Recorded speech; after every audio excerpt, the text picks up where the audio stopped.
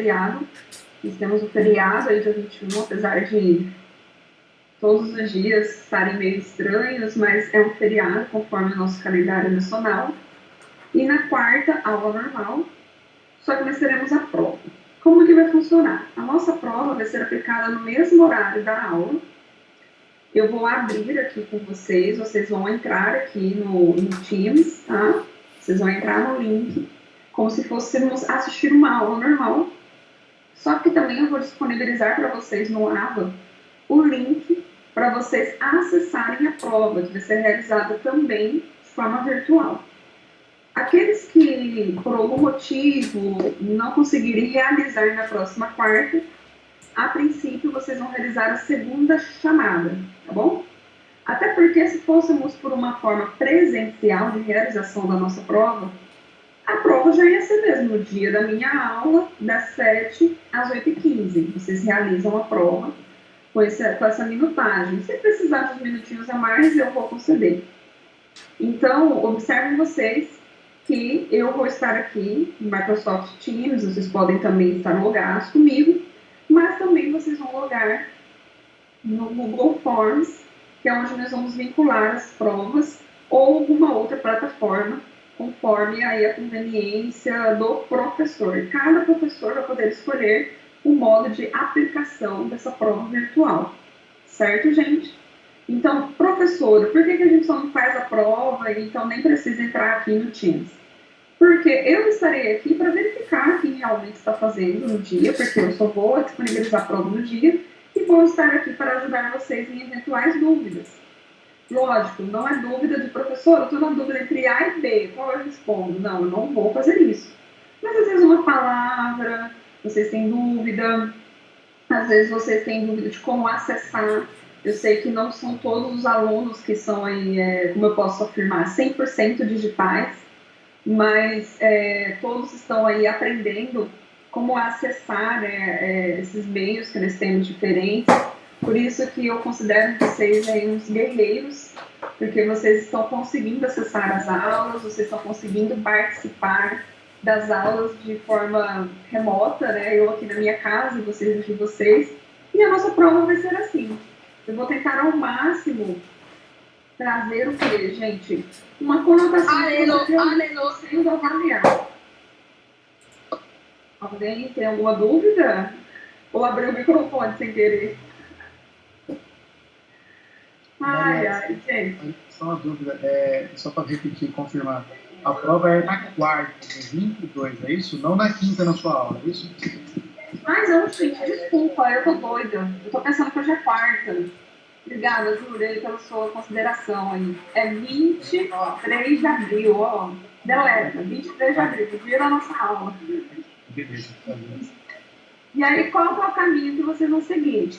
Vou entrar na aula aqui do Teams, e aí, só para vocês me cumprimentarem, obviamente, me dar boa noite, né, gente? E eu vou ficar aqui, né, aguardando uma dúvida de interpretação, uma palavra que às vezes vocês não entendam, ou quem está com dificuldade de acessar a prova. Mas a prova, ela vai ser realizada a princípio pelo Google Forms, ou outra plataforma que a gente ainda está decidindo, nós, os grupos dos professores, em conjunto com a coordenação, estamos avaliando.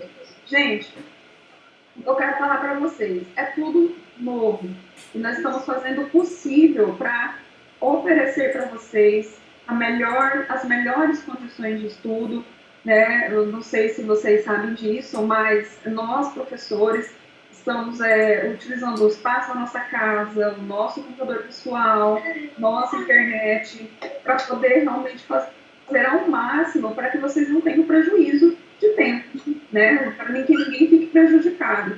Então, nós estaremos aí com uma primeira oportunidade aplicando a prova virtual, uma forma de avaliação pela internet. Então, o que eu quero que vocês tenham a compreensão é que haverão dificuldades, né? Dificuldade tanto para acessar quanto de alguma interpretação, que seria uma dificuldade até se fosse no presencial, mas também estaremos aí juntos para poder trazer aí o máximo de conceito para vocês. Eu acredito que vocês já devam ter aí o grupo de WhatsApp da turma. Júlio, você já tem grupo do WhatsApp da turma? Então, todos estão no grupo já. Então, eu tenho matriculados comigo aproximadamente 90 alunos. Eu não sei se todos... Peço para me incluir aí, Mário Márcio, viu? Fazendo favor. Então, se unam nesse momento. Júlio, depois pega o telefone. Mário Márcio, se você quiser passar seu telefone depois para o Júlio. A líder é a Nicole, acho que é administradora, eu não sei quem é, se é só ela, não reparei quem é administrador. Eu fui incluído, eu entrei depois. Mas a Nicole deve estar agindo. Todo mundo é administrador. Ah, todo mundo? Ah, então ele pode falar o número que a gente anota e já coloca, então. Fechou. Já fala seu número, então, Mário. Eu não vou ligar cobrar para você. Tá ok. Mas mesmo no nosso... Lê assim? Não. Deixa eu ver aqui, tem 65 no grupo. Fala aí, Mário. 65 99307 0027. Obrigado, professor. Obrigado também, viu? Mais alguém não está no grupo do WhatsApp da turma? Aproveito a oportunidade para já pedir sua inclusão. Então, por exemplo, eu tenho esses matriculados, mas eu sei que às vezes tem gente que acaba, né, eventualmente não se identificando com o curso. Por isso, no meu primeiro dia de aula com vocês, eu fui bem enfática falando sobre as oportunidades do direito, para vocês realmente ficarem aí aguerridos e irem até o 10º semestre, né? Mas, enfim, gente, eu conto com a ajuda de vocês na divulgação, tanto na realização das atividades virtuais, que eu já falei no primeiro horário, vou mandar e-mail e vou colocar também todas as orientações, assim como eu fiz com uma parcial, tá bom? Ninguém vai poder alegar desconhecimento, eu não sabia do dia, eu não sabia disso, eu não sabia daquilo, até porque também as minhas aulas aqui pelo Teams são gravadas, né? A instituição, ela requer que a gente grave as aulas até mesmo para evitar essas discussões periféricas aí, né? Eu não sabia, a professora não falou, a professora não estava lá. Então, todos estão cientes, estou aqui à disposição de vocês para ajudá-los em qualquer dúvida que venham ter aí na próxima quinta-feira. Muito bem lembrado, Júlio, obrigada. Que eu também tenho prova quarta, eu dou aula todos os dias na instituição, então às vezes eu fico meio pirado. Alguém tem mais uma dúvida em relação à prova? Qual o tempo mesmo? De prova? Isso. Vai ser das 7, vamos colocar até 8h30, né? Vocês podem ficar aqui comigo até as 8h30. Edirley, tem alguma dúvida? Professora, Diga. vai ser só 1h30 de prova? Vai dar tempo, é Cauane, né, que tá falando comigo. Isso. Cauane, vai dar tempo, minha prova ela vai ter aproximadamente 10 questões, ou vai ser 10 ou 11, então eu estou decidindo, e elas serão todas objetivas. Então, fique tranquila. Se precisar de um pouquinho mais de tempo, eu também vou conceder, gente. Tá? Não precisa ficar preocupada com o tempo, não. Preocupe-se em estudar. Tá? E mais pro finalzinho da aula eu vou dar umas dicas para vocês da prova. E o conteúdo é até o de hoje? Até a aula de hoje. Tá, ok. Professora? Beleza? Diga. Eu estou começando efetivamente hoje, né, a estudar aqui, fiz a matrícula agora. Eu estudando todos esses slides aí, até o 14º eu consigo fazer essa prova tranquilamente, né?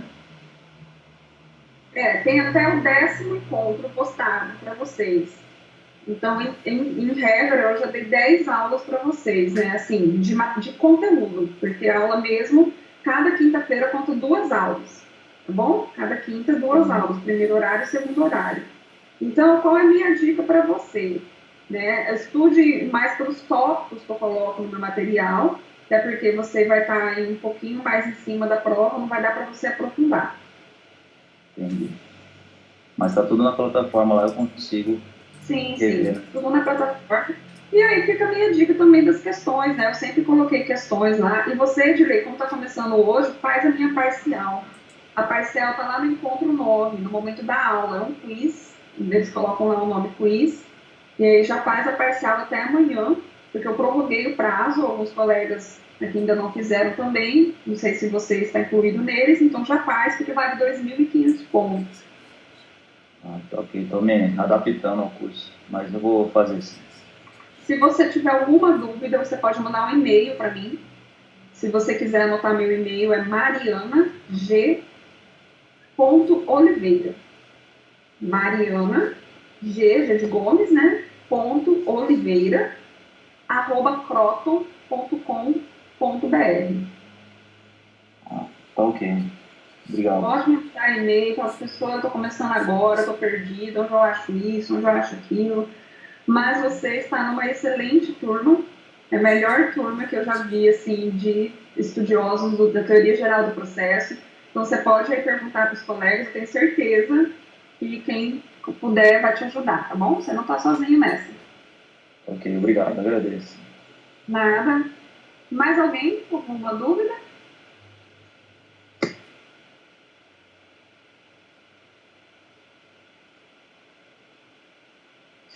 Então, beleza, gente. Vamos continuar aqui, então, os nossos estudos, né, sobre a jurisdição.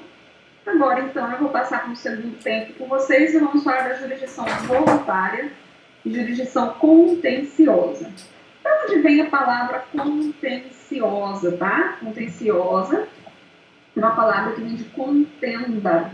Então, toda vez que vocês ouvirem falar de jurisdição contenciosa, significa dizer que é aquela por meio da qual se pacificam conflitos existentes entre os jurisdicionados, certo? Vou repetir para vocês. É onde eu tenho aqui, então, a participação efetiva da jurisdição pacificando conflitos. Por isso que o nome é contenciosa. Eu pressuponho que eu tenho, então, aqui uma contenda. Eu tenho uma necessária imposição da solução do litígio às partes envolvidas. Então, em linhas gerais, o juiz ele vai impor o direito à situação em concreto e manifesta substituição à atuação das partes litigantes. Então, aqui eu tenho uma lide, eu tenho um conflito caracterizado por uma pretensão resistida, um conflito caracterizado por uma pretensão resistida. Este é o conceito, então, de lide. Aqui eu tenho uma lide, eu tenho uma contenda. Por isso que aqui eu vou trazer bem efetivo que aquela teoria triangular do juiz, por réu e outros sujeitos que podem também aqui figurar nos polos, seja ativo ou passivo. Então, eu tenho aqui uma contenda, uma briga, uma discussão, uma discórdia, tá? E eu tenho também a jurisdição voluntária. Aqui, gente, não estou, então, falando em conflito, ou lide, ou qualquer confusão, vamos dizer assim, né? Porém, por que eu tenho então uma jurisdição voluntária, professora? Se desde quando eu comecei no primeiro dia de aula, eu já pensei que eu ia fazer direito para brigar com todo mundo, né? Gente, cuidado. Eu, em determinadas situações jurídicas, eu preciso de ter uma chancela do Poder Judiciário. O que significa essa chancela? Como se fosse o Poder Judiciário dando validade para aquele ato. Tá bom? É como se eu precisasse ter uma decisão do juiz de direito reconhecendo aquele ato, que muitas vezes é um ato voluntário, é um ato pacífico. Mas esse ato pacífico eu preciso de uma decisão do juiz para ter validade jurídica. Então, eu tenho aqui um exemplo para divórcio consensual por escritura pública em cartório. Geralmente aqui, então, o que eu tenho? Um tabelião, tá bom? Que é reconhecido a sua atividade pelo Poder Judiciário, inclusive ele que traz as outorgas aí, né, dos cartórios. Recentemente tivemos aí a posse de diversos cartorários, né, diversos tabeliãos aí que passaram o último concurso público para cartório, um excelente concurso, por sinal, já fica a dica aí para vocês. E ali, quem que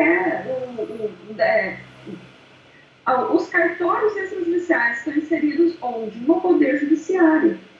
Então, os cartórios extrajudiciais, eles também têm competência para realizar divórcios, têm competência para realizar ali também inventários, desde que eu tenha aqui, então, um consenso, não vou ter conflito, todo mundo está de acordo, o que as pessoas querem é apenas, então, somente um documento que vai nos dar o quê? Validade jurídica daquela transação.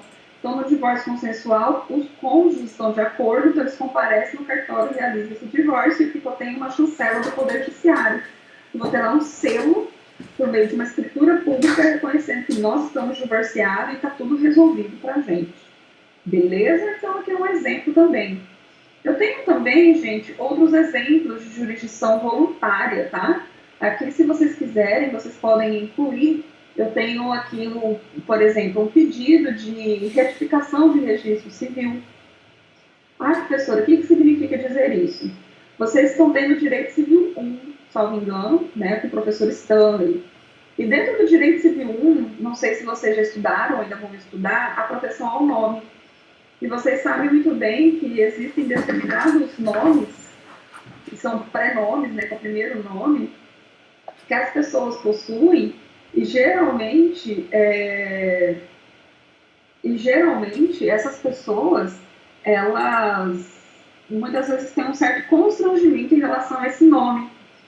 Então, elas vão entrar unilateralmente, não tem um conflito, mas para mudar o nome, eu preciso ter uma chancela, né? Eu tenho que ter uma decisão do Poder Judiciário. Então, é possível, aí também, essas possibilidades de processos que vão ocorrer mediante jurisdição voluntária. Tudo bem?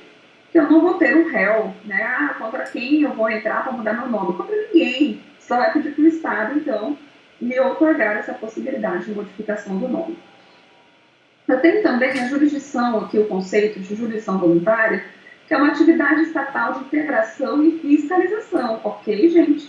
Então, aqui é exatamente o que? Vai fiscalizar para ver se está tudo certo, se está preenchendo todos os elementos previstos naquela lei, naquela legislação aplicável ao caso, e também vai exercer uma atividade integrativa, porque vai buscar, aqui neste caso, integrar a vontade para torná-la apta a produzir determinada situação jurídica.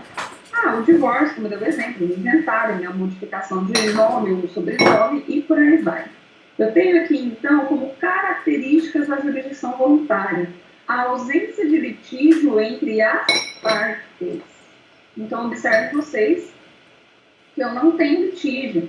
Aqui, por isso, leva o nome, muitas vezes, de divórcio consensual, inventário consensual. Leva o nome, essa conotação consensual, para vocês entenderem que eu tenho aí também exatamente essa possibilidade aí de não ter discórdia. Obrigatoriedade. O que significa dizer obrigatoriedade, né? A obrigatoriedade é que eu tenho exatamente essa conotação de que eu preciso bater as portas do Poder Judiciário para, então, ter a chancela. É obrigatório.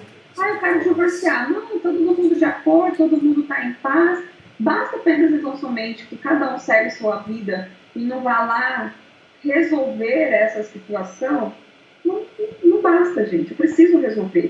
Então, se uma vez eu quero divorciar, eu preciso ter uma ciência de que, assim como eu fiz para casar aqui no cartório de registro civil, eu também preciso ir lá no cartório para divorciar, se for consensual, ou se tiver litígio, aí já é jurisdição contenciosa mesmo, não tenho o que falar. Juízo de equidade. O juiz está obrigado a observar o critério de legalidade estrita, tá, gente? Aqui, o que nós temos dentro da jurisdição voluntária? Existem diversos ritos procedimentais que nem sempre eles vão ter uma previsão expressa, né, de qual vai ser o rito que o juiz vai adotar. Então, o juiz ele vai ter liberdade para adotar a regra mais conveniente e oportuna. Vou dar um exemplo para vocês. Eu recentemente entrei com um processo de jurisdição voluntária, onde uma pessoa ela queria acrescer o sobrenome, ela queria acrescer o nome e o sobrenome do pai. Ela tinha duas certidões de nascimento, olha só, gente, é loucura. Ela tinha duas certidões de nascimento. A primeira, ela não tinha o nome do pai, e a segunda certidão de nascimento dela tinha o nome de uma pessoa que não era o pai biológico, era o padrasto dela. E aí passou a vida, né, as primaveras aconteceram, ela cresceu, ela chegou na fase adulta, ela descobriu essa primeira certidão de nascimento e ela descobriu quem era o pai biológico dela e começou a ter uma relação afetiva. Fizeram voluntariamente um exame de DNA, ficou-se constatado que ela é filha mesmo. E o que ela fez? Ela entrou com um processo de jurisdição voluntária, não tinham partes antagônicas, pedindo a nulidade desse segundo registro civil, ou seja, tinha o nome do padrasto dela, e pedindo, então, a inclusão do nome do pai biológico dela na primeira certidão de nascimento. Aí você me fala, professora, é possível uma pessoa ter 2 certidões de nascimento? Pasmem vocês. Acontece, tá? Acontece. Então, ela conseguiu anular esse segundo registro, ela conseguiu incluir o nome do pai no primeiro registro, que não tinha lá o nome paterno, nem os avós paternos, e ela conseguiu também acrescentar o sobrenome paterno, tudo por meio de uma jurisdição voluntária. Mas por que voluntária? Gente, o pai biológico estava de acordo, fez o teste de DNA, já tinham vínculos afetivos, e esse pai registral, que era do segundo registro, que era o padrasto, ela não tinha vinculação afetiva, ele só registrou porque foi conveniente. Então, entendam vocês que aqui dentro da jurisdição voluntária, o juiz, muitas vezes, ele vai ter liberdade para adotar a regra procedimental que seja mais conveniente e oportuna, e vai ter ausência de polos antagônicos. Um exemplo que eu dei para vocês, né, da nulidade e retificação de registro civil. Não tinha polo passivo, não tinha réu. Quem era o réu? O padrasto? Não. Porque ela já tinha um registro civil, mas não tinha o nome do pai biológico, ela queria anular aquele registro anterior. Então estava todo mundo de acordo. Então o que ela gostaria era apenas de mudar, então, acrescentar o nome do pai e mudar o seu sobrenome. Então, uma jurisdição voluntária. Não tem polos antagônicos. Então, para concluir aqui, eu tenho 4 características principais dentro de uma jurisdição voluntária. A primeira é a ausência de litígio, eu não tenho contenda, eu não tenho conflito. A segunda é a obrigatoriedade. Vou dar aqui o exemplo dessa minha cliente. Bastava ela ir lá no tabelião e falar, não, eu preciso que o nome do meu pai agora, estou mandando. Não é assim que funciona. É obrigatório que ela fosse, então, ali, buscar a jurisdição voluntária. Juízo de equidade. Bom, aqui o juiz ele pode adotar os critérios que melhor entender para poder resolver essa situação. E a ausência de polos antagônicos. Aqui, então, eu vou ter apenas tão somente um requerente, alguém que tem interesse. Eu vou ter aqui um ou mais sujeitos, interesse recíproco em resolver essa situação. Não tem aqui, então, resistência. Não vai existir aqui contraditório, né, que é exatamente o princípio que fala da informação mais reação. Não, aqui não tem resistência. Aqui é tudo paz e amor e vamos resolver, porque a gente precisa dessa decisão judicial. Continuando, então, eu tenho alguns princípios da jurisdição. Pessoal, antes de eu falar dos princípios da jurisdição, alguém tem alguma dúvida sobre jurisdição voluntária e jurisdição contenciosa?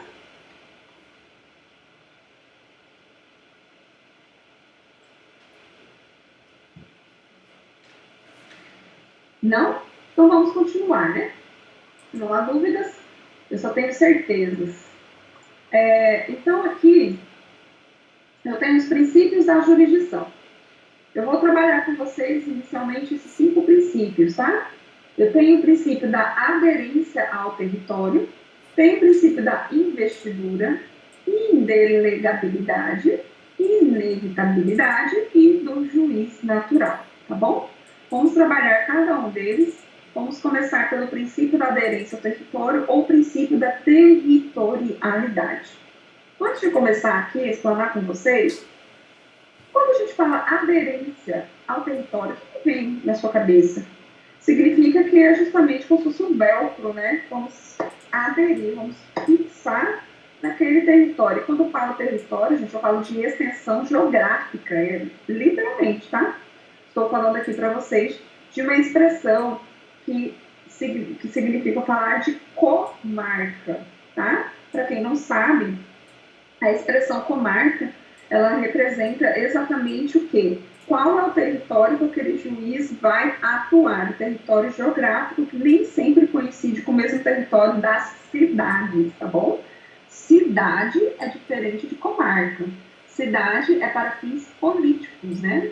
Que às vezes também pode coincidir com a mesma limitação territorial de comarca. Mas eu posso aqui falar para vocês, antes de entrar aqui, né, na aderência ao território, que nós temos no estado de Mato Grosso. Nosso estado ele tem proporções continentais, né, assim, tamanho de até países da Europa, ou até maior que outros países da Europa que são pequenos. Então, observem vocês que dentro do nosso próprio estado de Mato Grosso tem os juízes que atuam em comarcas que envolvem 2, 3 ou até 4 cidades.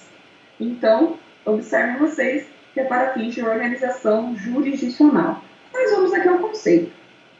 O que é o princípio da aderência ao território ou territorialidade? Compete ao juiz atuar somente nos limites territoriais traçados pela lei. Ou seja, gente, o magistrado, o juiz de direito, ele deve observar os limites legais impostos no exercício da sua função jurisdicional. Aqui, então, eu tenho para vocês a seguinte expressão: as regras de competência definirão determinado território, ou seja, um determinado foro. Quando eu falo foro aqui, eu estou falando de comarca, tá? E pelo princípio da aderência ao território, a atuação jurisdicional só será legítima dentro desses limites territoriais. Vou dar aqui um exemplo para vocês. Pode um juiz de direito da comarca de Várzea Grande vir querer dar pitaco aqui na comarca de Cuiabá? Não. Ele tem aderência àquele território. Ele, conforme uma lei, geralmente é uma outorga do poder público, o poder judiciário que vai administrar essas situações de comarca, ele vai falar o seguinte: não, você tem que, ter calma, vá lá no seu território, comarca de Várzea Grande. E a comarca de Várzea Grande, por ser uma comarca grande, que tem a sua organização interna, pode um juiz da comarca de Várzea Grande, da vara especializada de família e sucessões, decidir um feito criminal? Não pode, gente. Não pode. Então, ele tem aderência ao território conforme também determinadas outorgas que ele recebeu do Estado. O juiz da vara de família não vai decidir, por exemplo, dentro de um processo criminal que envolve estelionato.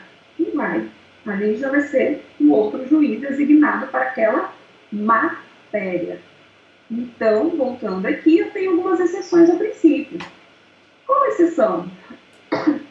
Eu tenho a exceção do artigo 255 do CPC, que diz que o oficial da justiça poderá, em comarcas contíguas de fácil comunicação e nas que se localize na mesma região metropolitana, efetuar citações, intimações e penhoras. Gente, o que é a expressão comarcas contíguas? São comarcas que são, assim, vizinhas, né? Qual o exemplo que nós temos aqui no nosso estado de Mato Grosso de comarcas contíguas? Cuiabá, Várzea Grande. Professora, está me deixando doido. Você falou que o juiz de comarca de Várzea Grande não pode ficar decidindo aqui na comarca de Cuiabá. Sim, eu falei, mantém o que eu disse. O que eu estou falando aqui, gente, é do cumprimento de decisões, tá? Vamos aqui. Vou dar um exemplo para vocês. Eu sou juiz aqui na comarca de Cuiabá e eu dei uma decisão para realizar um bloqueio de uma fazenda que está localizada lá em Comodoro. A minha decisão vale lá? Vai depender. Por quê? Eu não sou juíza da comarca de Comodoro. Então, eu preciso mandar uma carta precatória. Anote aí, o que é carta precatória? Carta precatória é quando um juiz de um território, carta precatória é quando um juiz de um território pede para o juiz de outro território cumprir a minha decisão. Então, o juiz de um território pede para o juiz de outro território, de outra delimitação geográfica, cumprir a minha decisão. Por que existe isso, gente? Com base no princípio da aderência ao território. Então, não sei se alguém aqui já ouviu falar essa expressão, carta precatória, carta precatória. O que é a carta precatória?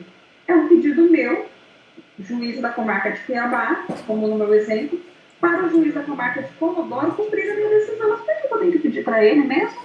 Com base no princípio da aderência ao território. E por que ele tem que cumprir? Porque o bloqueio ou a penhora de qualquer bem que esteja na comarca de Comodoro, ele que deve mandar um oficial de justiça da comarca de Comodoro ir lá e realizar a penhora daquele bem.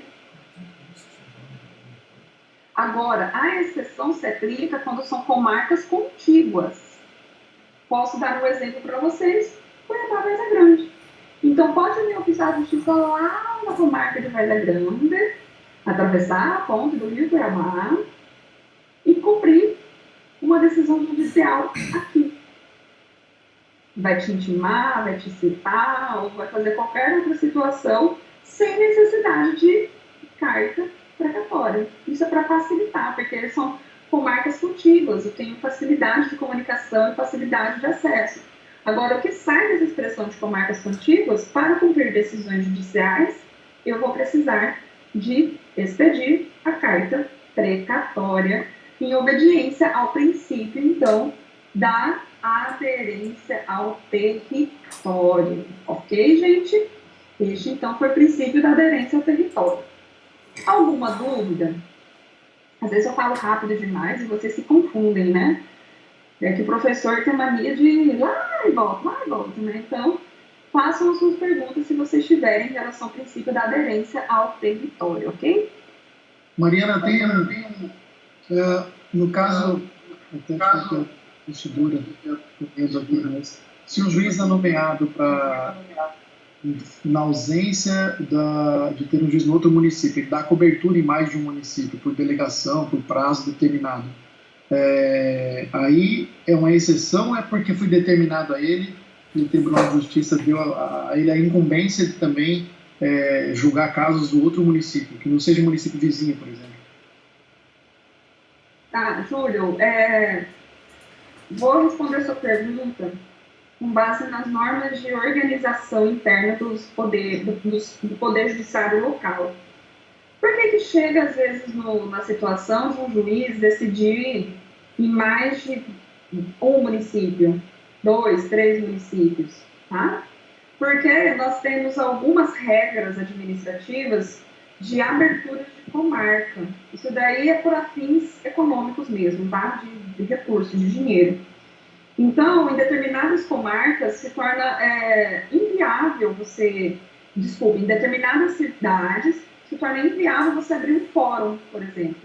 Porque você vai ter que ter um juiz de direito lá, você vai ter que ter um gestor, você vai ter que ter um oficial de justiça, um distribuidor, vai ter que gastar com energia elétrica, vai ter que gastar com assessoria de juiz. Então, todo esse conjunto não compensa muitas vezes. Por quê? Porque naquela cidade não tem, por exemplo, nem 1.000 processos, nem 2.000 processos. Então, qual é o raciocínio aí, até mesmo econômico, dos poderes, né, dos poderes judiciários estaduais? Eles vão delimitando. Por exemplo, eu vou te dar eu já morei em Comodoro, não sei se alguém que já ouviu falar dessa cidade, né, ou já foi lá. Comodoro, ele é uma comarca, ela tem um fórum, só que a comarca de Comodoro, ela responde por 2 cidades. Ela responde por Campos de Julho e responde por Rondolândia, que é onde eu me recordo. Rondolândia é uma cidade que você tem que dar a volta por Rondônia para chegar lá, uma cidade que tem muitos indígenas, por sinal. Então, perceba aqui que eu tenho toda uma arquitetura do Poder Judiciário para poder abrir uma comarca e trazer as cidades próximas para poder levar os seus litígios para a decisão dessa comarca. Agora eu vou responder sua outra pergunta, que você falou do juiz substituto, né? Quando um sai, o outro vai lá e responde. Nós também temos uma organização judiciária que diz o seguinte: vamos aqui para a comarca, vamos lá para a comarca de Comodoro mesmo, né? Lá são 2 varas, primeira vara e segunda vara, tá bom? Lá são 2 varas. Vamos imaginar que eu sou da primeira vara e entrei de férias. Eu vou ficar 30 dias de férias, que é meu direito, né? Eu trabalhei, tenho 30 dias de férias. Quem que vai me substituir? Ou os processos vão ficar parados 30 dias? Não. quem vai me substituir legalmente é o juiz da segunda vara. Uma comarca que só tem um juiz, professora, que é muito comum também, vara única, né? Sapezal, por exemplo, uma cidade pertinho de lá é vara única, só tem um juiz. E aí, professora, quando esse juiz está de férias? Conforme as regras de organização interna do Poder Judiciário, quem responde ou é o juiz de Comodoro ou é o juiz de Campo Novo dos Parecis, que são as comarcas próximas. Certo. Agora uma pergunta pegando de um caso concreto que aconteceu aqui em Mato Grosso há 3 anos atrás, quando falou daqueles juízes que receberam salários altíssimos e quando foram analisar direitos que eles tinham a receber de municípios que eles atendiam, era com relação à primeira situação que você explicou ou com relação à segunda situação? Lembra daqueles pisos enormes que saíram divulgados naquela lista de 500 mil reais para um juiz, 600 mil reais para outro juiz, lembra? Lembro. Júlia, agora você me apertou sem me abraçar, hein? Deixa eu falar uma situação. Deixa eu falar uma situação. Saiu até no Fantástico, né? Oi? Saiu até no Fantástico. Aquela situação foi no seguinte sentido. Também, tá? Foram de juízes que respondiam por mais de uma comarca. Mais de uma comarca. O que acontece? Essa é uma história que é recorrente. Poder Judiciário, eles sempre têm déficit de juízes, acreditem vocês. Semana passada eu assisti uma live do presidente do Tribunal de Justiça com o presidente da OAB. E ele disse exatamente isso, que questionaram ele. Falou, e aí, excelência, né? Vocês vão chamar quantos juízes do último concurso? O concurso vai continuar ou não vai? Vocês vão chamar 30 juízes e ainda assim não vai cobrir todas as comarcas. Porque existem comarcas que são vagas, e aí o que acontece? Um juiz responde por 2 comarcas, muitas vezes, e até 3 comarcas. O que significa dizer? Eu tenho um fórum naquele lugar, tenho servidor público naquele lugar, mas eu não tenho juiz. Então, foi com base também nessas situações, tá? Que aconteceu aquelas boladas. Entendi, beleza. Eu lembro que, teve bastante coisa retroativa também, né? Eu lembro desse caso, eu lembro do juiz. De deslocamento, porque eles iam para essas comarcas, eles tinham que ficar nesse bate e volta.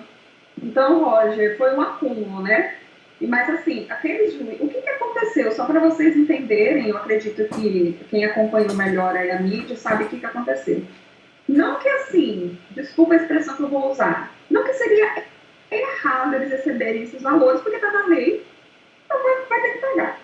O que aconteceu foi um acúmulo, igual o Roger aqui já pontuou. Exatamente. Foi acumulando. Quando foram pagar, o que aconteceu? Deu aquela bolada. Eu até, né, assim, pessoalmente eu pensei, o tribunal poderia ter feito o quê? Parcelado. Seguinte, fulano, você tem 500 mil reais aqui de verba indenizatória para receber, porque você tem direito, está na lei, né, vão ter que pagar além do seu salário. Em vez de pagar de pancada, pagar um parcelado, 50 mil, vai de 50, 50, 50, 50, ou enfim. Mas o errado que eu vi, que gerou essa como que eu posso falar, essa rejeição social, foi justamente por causa dos altíssimos valores que foram saindo aí dos cofres públicos de, assim, tudo junto, né, vamos dizer assim. Bom, gente, tem aqui então o princípio da investidura, que ele diz exatamente que a jurisdição é um monopólio do Estado. E este, que é uma pessoa jurídica, precisa exercer através de pessoas físicas que sejam seus órgãos ou agentes. Essas pessoas físicas são os juízes. Gente, o Estado, ele em si, ele não tem como agir, porque ele é um ente, ele é um conceito jurídico. Então, o Estado, para ter voz, para poder ter ação, ele precisa de alguém. E quem é esse alguém? É uma pessoa física que vai ser contratada mediante licitação, que aqui no caso é uma licitação que é um concurso público, realizado com todos os rigores da lei, obviamente a gente assim entende. Então, eu vou me valer de pessoas para prestar este serviço público. É igual a saúde, igual a educação. Falar em saúde, tivemos aí a demissão do ministro Mandetta, né? Não poderia deixar de falar isso para vocês. independente da posição favorável ou desfavorável, enfim, não vou entrar nesse cunho político, mas ali não é um exemplo de concurso público, né, gente? Ali é um cargo de livre nomeação, né? E apenas e tão somente o presidente decide, tchau, e benção, né? Vamos contratar outro aí, ministro da Saúde. Mas voltando aqui, diferente aí desses cargos de livre nomeação e exoneração, o juiz, né, ele vai exercer atividade adicional quando estiver regularmente investido na função estatal. Como que ele faz, então, para ter a investidura? Ele vai, então, participar de um processo licitatório, certo? Denominado de concurso público, e depois deste concurso público, em ele sendo o quê? Aprovado, ele vai ser investido neste cargo. Por isso que a gente muitas vezes observa o quê? Juiz de direito, eles têm que ter uma postura diferenciada, tá? O juiz de direito é um representante do Estado. Professora, mas é 24 horas isso? Não, gente. Ele também tem a vida dele, tem família, né? Às vezes eu ouço de alguns alunos falando assim, professora, eu vi a juíza tal lá no... Agora está tudo fechado mesmo, né? Mas eu vi a juíza tal lá no restaurante, eu vi a juíza tal lá no Malcolm, enfim.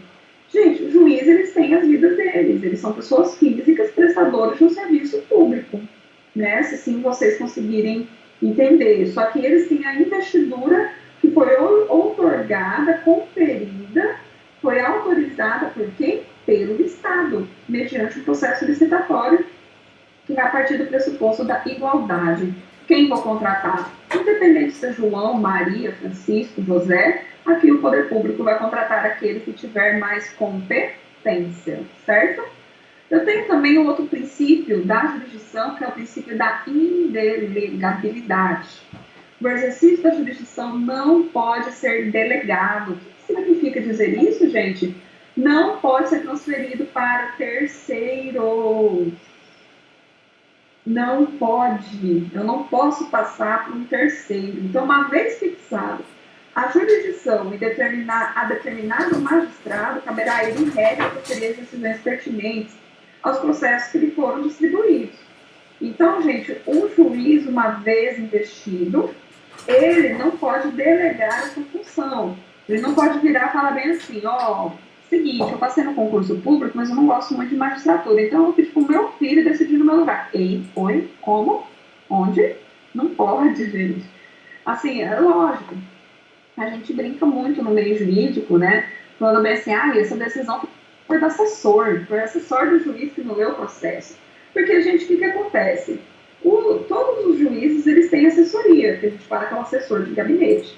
E o assessor de gabinete, como o nome já diz, ele vai ajudar o juiz nos processos, ele vai ajudar nos despachos, decisões interlocutórias e nas sentenças. Então, lógico que a gente brinca no meio jurídico falando, foi o assessor que fez a decisão aqui. Mas, na verdade, não é a assinatura do assessor que está lá na decisão, é a assinatura de quem? Do juiz. O que ele tem é um assessor, um suporte, mas o nome de quem que vai estar naquela decisão é do juiz. Por isso que às vezes eu digo, né, a função de assessoria é uma função oculta. Ele fica ali nos bastidores, é igual como se fosse aqueles grandes espetáculos, né? Quem você vê? Só o ator, só a atriz, mas atrás das cortinas a gente tem toda uma equipe que trabalha. É igual aqui no caso do princípio da investidura. Quem vai aparecer, quem vai colocar ali a sua responsabilidade em questão é o juiz.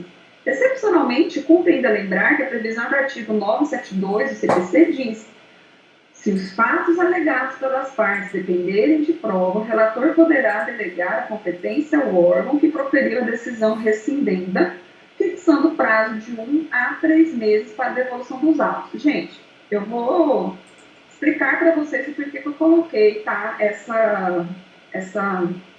exceção. Nós temos no meio jurídico uma ação que tem o nome de ação rescisória. Vocês lembram que eu falei lá atrás que uma das características do Poder Judiciário é justamente o caráter de satisfação, né, de dar ali um ponto final naquela situação, que é justamente a coisa julgada. Mas nós temos dentro do nosso ordenamento jurídico uma possibilidade de eu questionar a coisa julgada. Vocês sabem como? Por meio de uma ação rescisória. Gente, ação rescisória, vocês vão aprender mais para frente, mas só para vocês saberem, ela existe e é possível ainda eu discutir uma ação que já foi transitada em julgado. Olha que grave que eu estou falando para vocês. Para entrar com uma ação rescisória não é fácil. Eu vou entrar com uma ação rescisória já nos tribunais superiores e eu vou alegar ali algo muito forte para eu estar discutindo uma decisão que já transitou em julgado, às vezes o processo já está até arquivado. Mas existe e é possível e eu tenho um rito todo para essa ação rescisória. O que acontece? Geralmente as ações decisórias elas são distribuídas, como eu falei para vocês, dentro de um tribunal. O que é o tribunal? Dentro da hierarquia do Poder Judiciário, eu tenho juiz de primeiro grau, tá? Que é o juiz de direito, tem o tribunal, que é formado também por juízes, mas que leva o nome de desembargadores, e eu tenho acima do tribunal os tribunais pátrios, que são exatamente o que? Os tribunais superiores, STJ e STF, que também é composto por juízes que recebem o nome de ministros. Então, quando eu vou entrar com uma ação rescisória, ou eu vou entrar no tribunal estadual, ou no STJ ou STF, dependendo da matéria, dependendo de todas as outras circunstâncias que eu não vou entrar com vocês aqui, porque senão vocês vão confundir aí o princípio que eu quero explicar. Então, excepcionalmente, dentro do princípio da indelegabilidade, eu posso ter um relator, que é um desembargador do Tribunal de Justiça, certo? Ou um ministro do STJ ou STF, delegando, olha aqui a palavra, gente, delegando mesmo, tá? Ele vai passar para o órgão que proferiu a decisão que está discutindo aqui para rescindir. E ele vai passar para quê? Para esse órgão produzir provas. Aqui, gente, vai uma dica para vocês, ó. A ação rescisória, então, eu posso ter tá? E a delegação é quando precisa ocorrer a produção de provas. Tribunais não fazem o que, gente? Produção de provas. Professora, o que é produção de provas? Oitiva de testemunha, prova pericial. O que mais que a gente pode ter aqui? Diversas outras situações que estão aí exatamente o que? Refletidas numa produção probatória. Vou produzir provas, preciso de uma perícia, preciso de uma oitiva de testemunhas ou qualquer outra situação, preciso verificar se esse documento é fraudulento, então eu vou precisar devolver esse processo. Então o relator ou desembargador, o ministro, vai determinar a devolução do processo dessa ação rescisória para o juiz que proferiu essa decisão, produzir prova, e esse juiz que vai produzir a prova, depois que terminou a produção, vai devolver o processo para onde? Lá para o tribunal, que deu para ele só fazer aquela produção de provas. Então, esse é um exemplo, gente, de exceção ao princípio da indelegabilidade, tá bom? Salvo isso, então, eu vou ter que o juiz ele não pode delegar para outro decidir e produzir a prova por ele. Tudo bem? Vamos continuar aqui, que temos ainda mais dois princípios. O princípio da inevitabilidade. A relação existente entre as partes envolvidas no conflito e o juiz é uma relação de inevitável sujeição. Então, uma vez integrada a relação processual, não há qualquer necessidade de prévia aceitação da parte, ou mesmo da expressão de sua vontade, para que ela tenha que se sujeitar aos comandos da jurisdição. Gente, o que significa dizer aqui, então? Que uma vez que autor e réu e juiz estão inseridos dentro desse processo, não tem necessidade da parte aceitar e o réu, eu vou ver se eu aceito fazer parte desse processo. Não tem que se falar sobre isso. Ou também não tem necessidade da expressão da vontade dessa pessoa para que ela venha se sujeitar aos comandos da jurisdição. O juiz, como eu disse para vocês, ele não vai perguntar para a pessoa assim, não, você quer cumprir essa decisão? Se você não quiser, não precisa. Não, gente, isso nunca vai acontecer, tá? O juiz é exatamente aquela ideia. Ele manda e nós aqui vamos obedecer. Então, é uma relação, destaque isso daí, de inevitável sujeição. Todas as partes do processo se sujeitam aos comandos do Estado juiz, da jurisdição, representada aí pelo juiz de direito. Aqui eu tenho um exemplo para vocês, que são as consequências jurídicas da revelia. Mesmo diante de resistência, a jurisdição terá total condição de afastá-la e, consequentemente, fazer valer as suas decisões. Então, em decorrência da inevitabilidade, é que se entende, que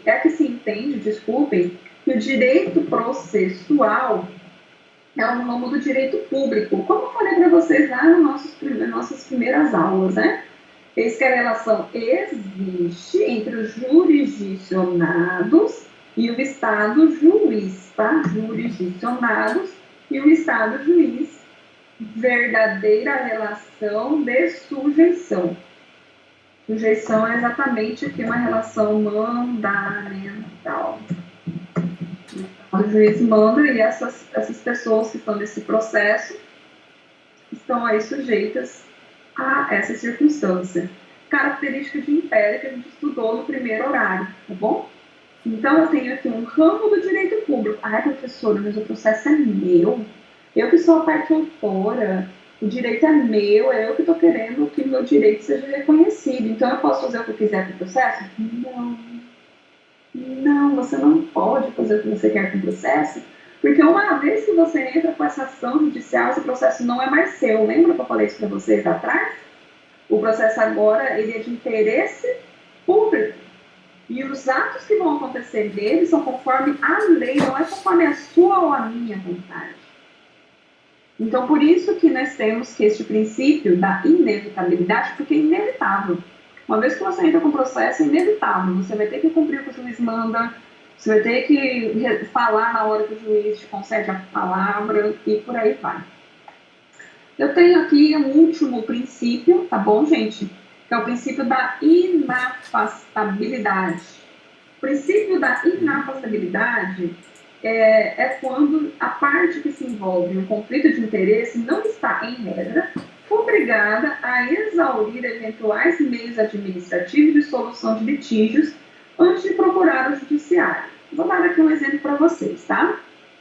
O juiz, ele não pode, por exemplo, deixar de decidir um processo alegando o seguinte: por que você não tentou resolver antes de forma administrativa?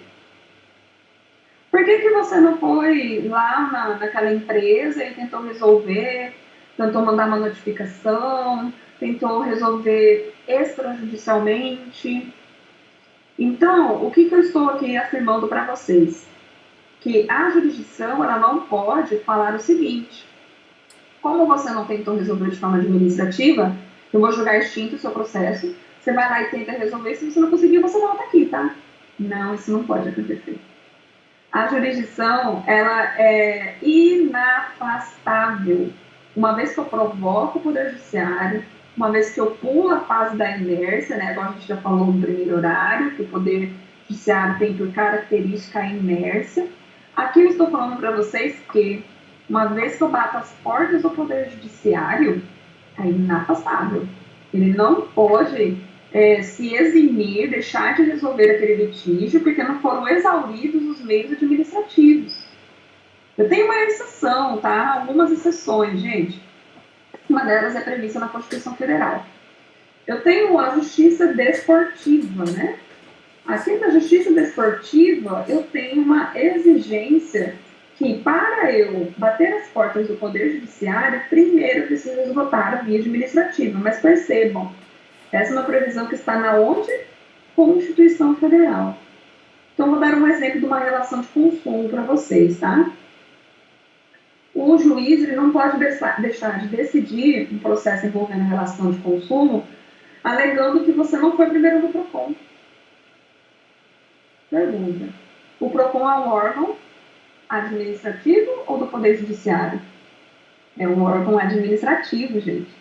Então, você não tem obrigação de ir no PROCON. É lógico que hoje, né, a grande maioria dos advogados, inclusive eu não atuo na área do direito do consumidor, mas eu sou uma das que orienta. Falo, primeiro tenta no PROCON, para quando você entrar com uma ação, você demonstrar para o juiz que você está tentando resolver não é de hoje, e nananã. Mas, gente, percebam, determinadas situações, às vezes o consumidor ele já está ali, né, muitas vezes numa situação tão complicada e ele não vai conseguir resolver isso de forma administrativa, mesmo ele tentando. Então, sai da ação judicial. E o Poder Judiciário ele não vai poder se afastar dessa circunstância, tá? Dessa resolução. Eu tenho aqui, então, também uma outra situação que eu destaquei no meu material, que é o entendimento jurisprudencial para casos de auxílio DPVAT. Eu tenho quase certeza que vocês conhecem, né, o que é o auxílio DPVAT, que é relacionado a danos, né, ocasionados por acidentes veiculares. Então, hoje o que nós temos? Um entendimento bem firmado, consolidado, até mesmo pelo STJ, de que para você entrar com pedido de uma ação judicial pedindo indenização do auxílio DPVAT, você precisa primeiro ter batido lá nas portas administrativas do recurso DPVAT. Você tentou? Foi negado lá nos meios administrativos? Ah, então tudo bem. Agora você pode vir então ao Poder Judiciário.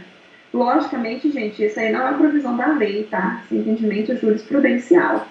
Então nós precisamos sempre estar atentos, tá bom? Às decisões dos juízes, da jurisprudência, para a gente poder então aí fazer valer aquilo que é do nosso direito, tá bom? Então, gente, nós temos aqui também ainda a competência, tá? Em um país de dimensões continentais como o Brasil, como se sabe qual é o órgão que julgará um ou outro processo? Antes de eu começar a competência, pergunto a vocês, alguém tem alguma dúvida dos princípios da jurisdição?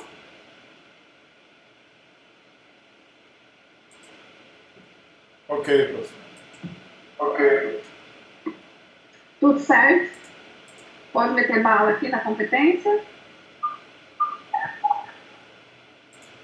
Pode. Então vamos lá. Gente, como eu já comecei a falar para vocês lá no princípio da aderência ao território, né? A competência é uma importante questão que se resolve justamente com essa questão aqui, né, das dimensões continentais do nosso Brasil, resolve-se justamente com as regras de competência.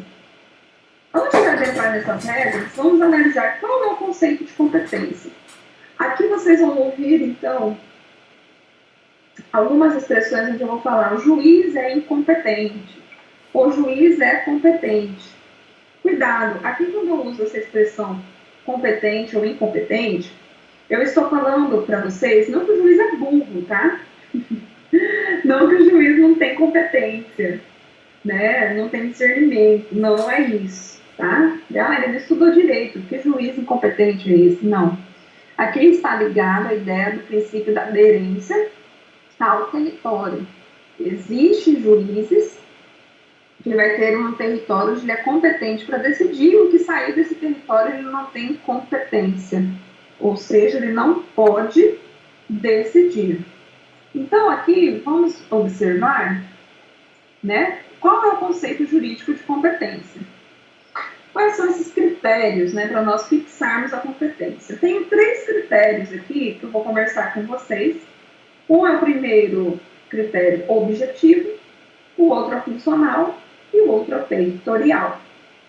O critério de competência objetivo, ele vai se subdividir em 3. Eu tenho a competência em razão do valor da causa, a competência em razão da matéria, certo? E a competência em razão da pessoa. Então, objetivamente, o que significa dizer isso? Que eu vou olhar no processo, eu vou olhar lá na petição inicial e vou conseguir firmar a competência em razão do valor da causa. Toda causa tem um valor, nem que seja um valor, né, simbólico, mas eu preciso atribuir um valor. Toda Cada causa tem uma matéria, direito civil, direito penal, direito eleitoral, direito do trabalho, e eu tenho também, dentro do critério de competência objetiva, a competência em razão da pessoa. Dependendo do autor ou do réu, aquele processo, ele tem que tramitar em determinado juiz, não pode ser em qualquer juiz.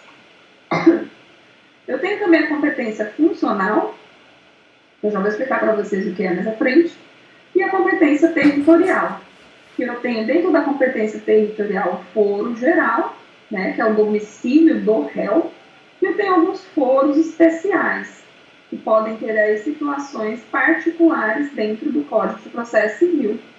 E aqui eu quero pedir licença a vocês para fazer uma pausa. A matéria de competência ela é uma matéria um pouco mais complexa, e até em decorrência do horário, eu acredito, do cansaço de alguns colegas aí, que eu já vi que tem gente começando a me abandonar. Eu já ia comentar aqui, eu entendo que seria importante a gente trabalhar de uma forma mais tranquila esse critério de competência na próxima aula. O que vocês acham? Roger, você abriu seu microfone, eu falei em cima e você não falou. Desculpa, professora, desculpa interrompê-la, mas na hora que eu vi esse quadrinho aí de competência, me veio isso, veio essa ideia na cabeça, que parece que é uma construção hierárquica sem fim, né? Uma coisa vai hierarquizando outra e vai ramificando e vai indo. Falei, nossa... Pronto, buguei aqui. Buguei, exatamente. Na verdade, o que acontece? Se você for perceber, eu tenho 3 critérios de competência e cada um vai servir um foco. Um foco. Aqui eu vou ter o foco objetivo, vou ter o foco funcional e o foco territorial. Não seria necessariamente assim, uma hierarquia, tá? Mas é que são focos que cada um a gente vai olhar e vai conseguir determinar para qual juiz eu vou, só para poder entender. Mas eu vou dar uma pausa aqui então, tá bom, gente? Eu vou anotar aqui. E a gente parou, então, em competência, certo? E eu quero passar aí para vocês, então eu sei que nós já estamos um pouco avançados no horário, algumas dicas aí de estudo para a prova, tá? Eu vou abrir aqui um arquivo no Word, para a gente poder conversar rapidamente aí sobre algumas dicas de estudo. Quem está chegando agora, né? Quem está comigo desde o início, acho que vai ser legal a gente conversar um pouquinho aí, algumas dicas de prova, tá? Deixa eu só compartilhar com vocês aqui a minha telinha que eu abri, tá? E aí já vou, então, começar a fazer um breve resuminho, né? Sem obviamente, aprofundar muito. Eu gosto de fazer resumo em tópicos, tá? Então, vou apresentar para vocês aí alguns tópicos que a gente já falou. Bom, não poderia deixar de falar, né? Tá muito pequena a letra, tá bom para vocês? Deixa eu aumentar aqui. Ok. Vamos colocar aqui, eu gosto da Arial. Vou colocar aqui 16. Pronto. Na aula nós falamos do quê? Dos meios de resolução de conflitos. E aí, inclusive, né, eu até coloquei na minha parcial quais são os meios, as formas históricas de resolução de conflitos. A autotutela. Se vocês puderem, foquem aí nos exemplos que nós temos de exercício da autotutela. Tá? Por exemplo, aqui eu tenho as ações de reintegração ou turbação, né? A posse, é justamente para eu legitimar a minha posse, no exercício do direito de greve, e eu tenho um exemplozinho lá do direito penal, que é a legítima defesa, né? Isso tudo inserido aí na autotutela. O que é a autotutela, né? Em linhas gerais, é o poder do mais forte. O poder do mais forte que vai aí decidir essa situação. Eu tenho também aqui a autocomposição, e dentro da autocomposição eu tenho 2 situações. Tenho aqui dentro da autocomposição, mediação e conciliação. Eu tenho uma tabelinha lá na minha aula 1 das diferenças, né, da mediação e conciliação. Eu tenho também a arbitragem. Nós já conversamos e falamos bastante sobre ela, mas as principais características da arbitragem envolvem direitos disponíveis ou patrimoniais, sujeitos capazes, né, no caso aqui, e eu também preciso ter o quê? Uma cláusula prévia, ou seja, um contrato onde vai fixar a arbitragem. E eu tenho o nosso tão glorioso processo. O processo que nada mais é do que um meio utilizado para promover da pacificação social. Beleza, né? Temos aí, então, um pouquinho das dicas aí da nossa primeira aula, certo? Então, eu tenho aqui como outras dicas, né, para vocês, algo que nós conversamos também no nosso segundo encontro, que foi o acesso à justiça, certo? O acesso à justiça, onde nós falamos aí um pouquinho, né, do conceito do acesso à justiça, falamos também das fases do direito processual, vou colocar aqui primeiro fases do direito processual, como exemplo, né, e essa é uma das mais utilizadas, são as fases de Cândido Dinamarca.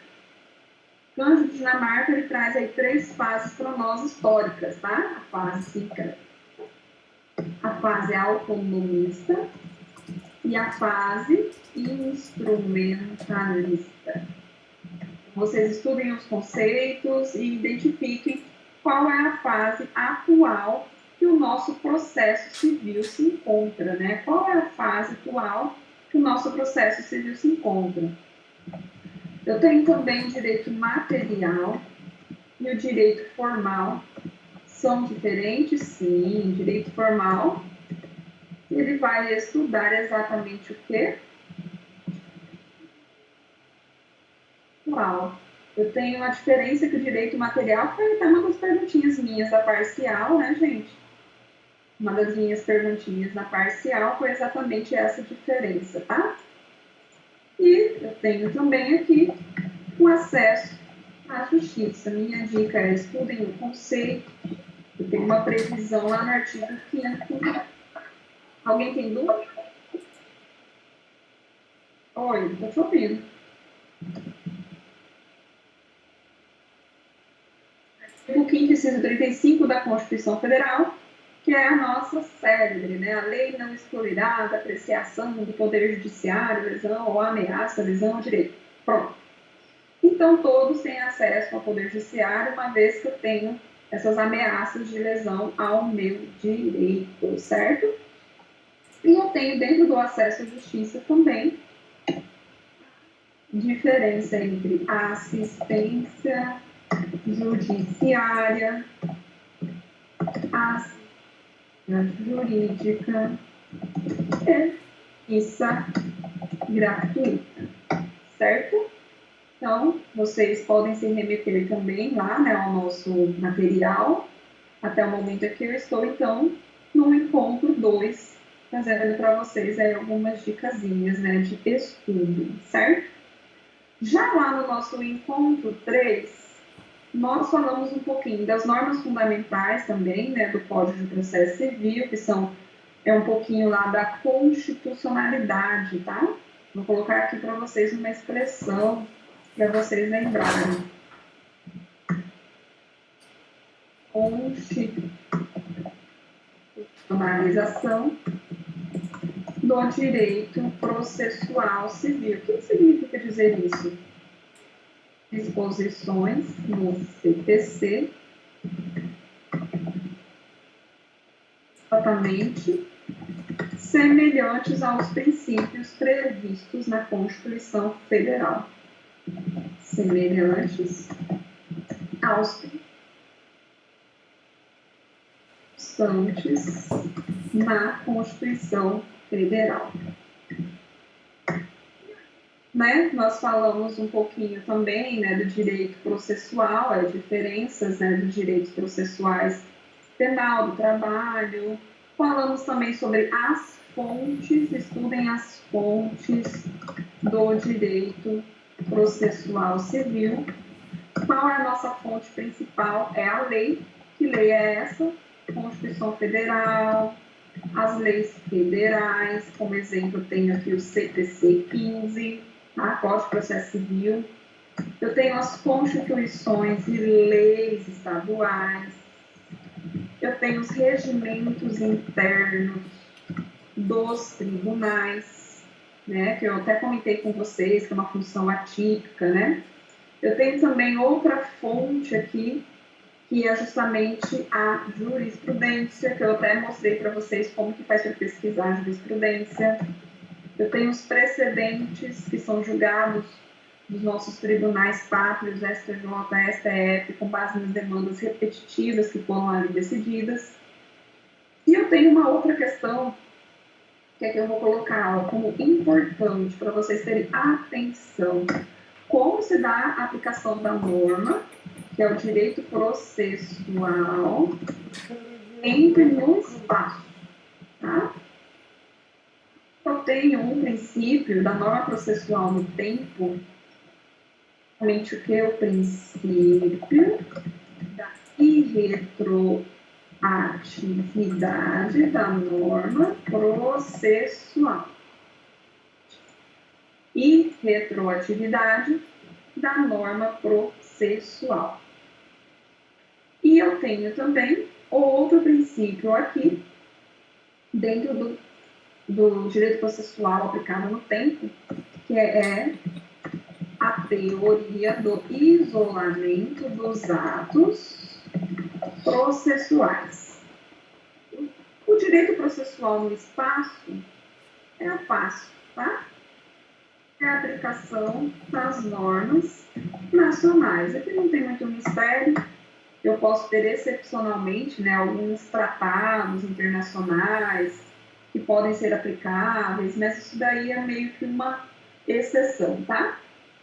Eu falei um pouquinho para vocês também sobre a interpretação da lei processual.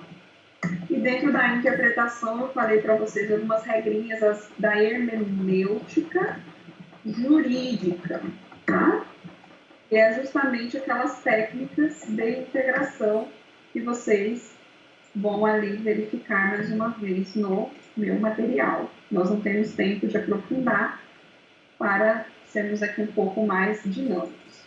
E aí, na aula seguinte, nós já começamos os nossos princípios, né, gente? Os nossos princípios. Ai, Jesus. Princípios, eu costumo dizer que é a mola mestra do direito, né? Nós temos aí diversos princípios que vai nos ajudar. Eu comecei falando para vocês a diferença entre normas, né, regras e princípios.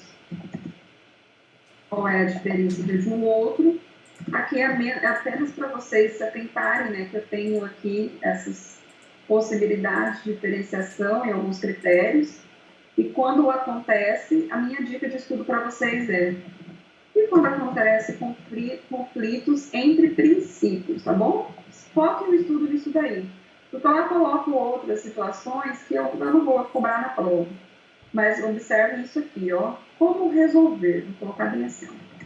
Como resolver, tá? E aí vocês já vão se lembrar. E tenho duas situações aqui. A proporcionalidade e a razoabilidade. Certo? E aí a gente começa os princípios. E aqui, gente, eu não vou anotar todos os princípios, tá? O princípio do devido processo legal.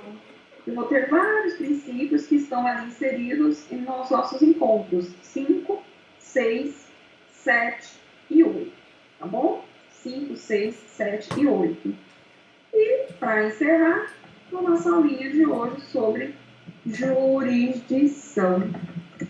Minha dica para vocês: estudar ali as características que a gente falou e os princípios da jurisdição.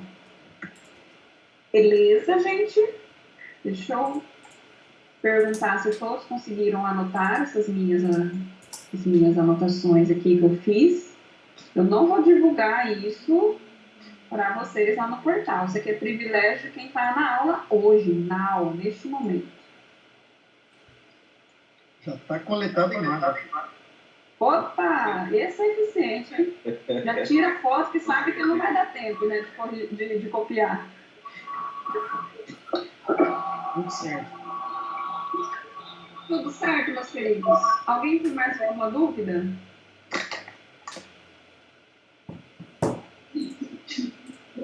Tudo certo, professor? Então, se não há dúvidas, né? Há certezas. Então, eu quero mais uma vez agradecer a presença dos meus ilustres alunos, meus guerreiros do primeiro semestre de quinta-feira, Teoria Geral do Processo, e desejar a vocês bons estudos. Próxima quinta-feira, então, vamos ter aí a nossa provinha e vou estar aqui, ó, na torcida, para todo mundo tirar a nota máxima. Beleza? Acredito que até esse final de semana eu já vou conseguir terminar de corrigir todas as parciais e também vocês já terão as notinhas de vocês aí aparecendo nas atividades parciais da disciplina. Beleza? Um abraço para vocês. Tenham todos uma boa noite e fico à disposição no e-mail. Ou então, se alguém quiser ainda aproveitar e perguntar, eu ainda estou encerrando aqui o expediente. Tchau, tchau, gente. Tchau, professora. Boa noite. Muito obrigado. Obrigada a você. Tchau, professora. Tchau.